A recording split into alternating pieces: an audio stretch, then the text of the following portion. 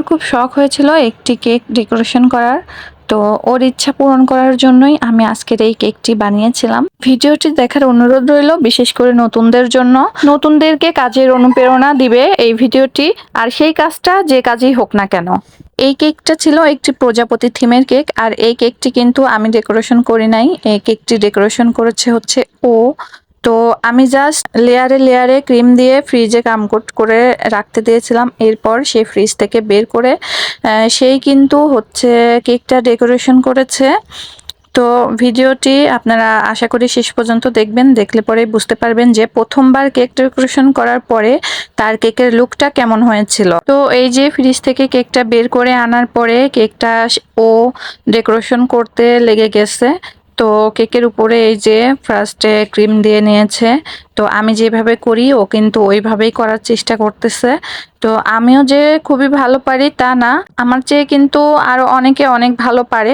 But ও কিন্তু আমার cake decoration করা দেখেই কিন্তু কেক ডেকোরেশন করতে গিয়েছিল। তো এই যে ও ক্রিম দিয়ে কিন্তু ডেকোরেশন করার চেষ্টা করতেছে। তো ফিনিশিংটা কিছুতেই আনতে পারতেছিল না। অনেক কষ্ট করার পরে কিন্তু ও ফিনিশিংটা পুরোপুরি সেভাবে দিতে পারেনি। আর এটা এমনই একটা কেক ছিল যে এটাতে কিন্তু পারফেক্টভাবে ফিনিশিং দেওয়ার কোনোই প্রয়োজন ছিল না। তাও ও চেষ্টা করতেছিল একটু পারফেক্টভাবে ফিনিশিং দেওয়ার, বাট ও সফল হচ্ছিল না। তো অবশেষে এই যে এরকম করে একটু ফিনিশিংটা দিয়ে নিল। এখানে আমি ওকে একটু হেল্প করেছিলাম, তাছাড়া কিন্তু কোথাও কোনো হেল্প করি নাই। তো এই যে এখানে ফিনিশিং দেওয়া হয়ে গেলে ও কেকটাকে মাঝখান দিয়ে কেটে দিল।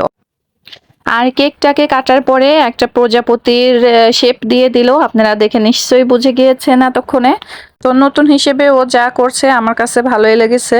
ও কিন্তু ধৈর্যহারা হয়নি। আর এই কেকটা ডেকোরেশন করতে কিন্তু অনেক অনেক অনেক সময় লেগেছিল।